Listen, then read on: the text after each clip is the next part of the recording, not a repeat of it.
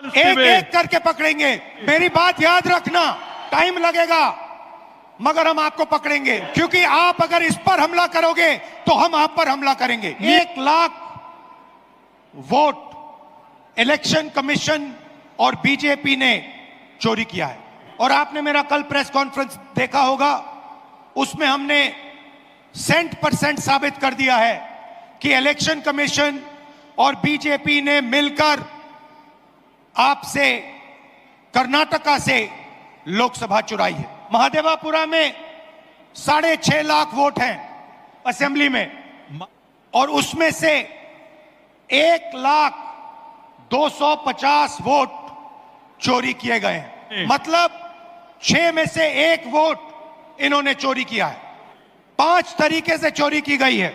Duplicate voter, मतलब एक voter अनेक बार वोटिंग कर रहा है, 4 अलग अलग पोलिंग बूथ में वोट डाल रहा है, 5-6 अलग पोलिंग बूथ में वोट डाल रहा है। ऐसे तकरीबन 12,000 वोटर हैं। एक एन इनवैलिड एड्रेस, मतलब इनका पता नहीं है या फिर 0 नंबर एड्रेस है। तकरीबन 40,000 ऐसे वोट हैं। बल्क वोटर, एक एड्रेस में 1 बेडरूम का घर है और उसमें 40-50 लोग रहते हैं, और जब उनको वहां हम ढूंढने जाते हैं वहां पे कोई नहीं है, और घर का मालिक बीजेपी का लीडर। इनवैलिड फोटोज 4,000 वोट जिसमें फोटो है ही नहीं या इतनी छोटी फोटो है कि दिखाई नहीं देती, और 34,000, तकरीबन 34,000 वोट जहां फॉर्म 6 को मिसयूज किया गया है। फॉर्म 6 फर्स्ट टाइम वोटर्स के लिए होती है। 34,000 ऐसे लोग हैं जिनकी आयु किसी की 90 साल, किसी की 80, 81, 82, इस प्रकार से 1 लाख वोट इलेक्शन कमीशन और बीजेपी ने चोरी किया है। डुप्लीकेट वोटर्स में एक व्यक्ति कर्नाटक में वोट देता है, उसके बाद उत्तर प्रदेश में वोट देता है। देने का अधिकार उसको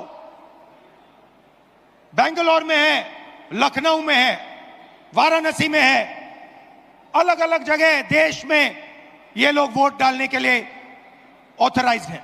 मुझसे इलेक्शन कमीशन एफिडेविट मांगता है, मुझसे कहता है कि मुझे ओथ देना है, ओथ लेना है।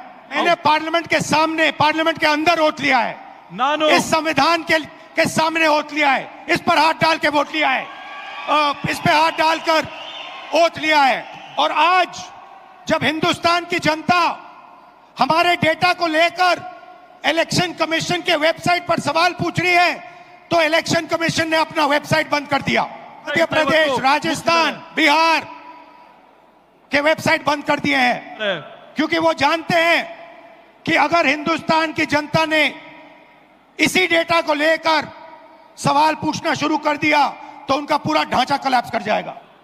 मैं यहां इस स्टेट से गारंटी देके कह रहा हूं, हमारी मांग है कि इलेक्शन कमीशन हमें पूरी देश की इलेक्ट्रॉनिक वोटर लिस्ट दे, वीडियोग्राफी के रिकॉर्ड्स दे। अगर ये हमें देंगे तो हम ये साबित कर लेंगे कि सिर्फ 1 सीट नहीं चोरी हुई है, और सिर्फ कर्नाटका में नहीं चोरी हुई है, पूरे हिंदुस्तान में सीटें चोरी हुई हैं। इलेक्शन कमीशन बीजेपी का नहीं है, इलेक्शन कमीशन संविधान के लिए काम करता है, और कर्नाटक में सीट चोरी की गई है। 1 लोकसभा को हमने जांच करके निकाला है।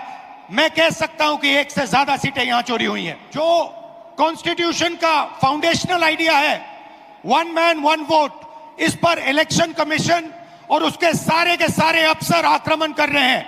इसका मतलब वो संविधान पर आक्रमण कर रहे हैं, हिंदुस्तान के गरीब जनता पर आक्रमण कर रहे हैं।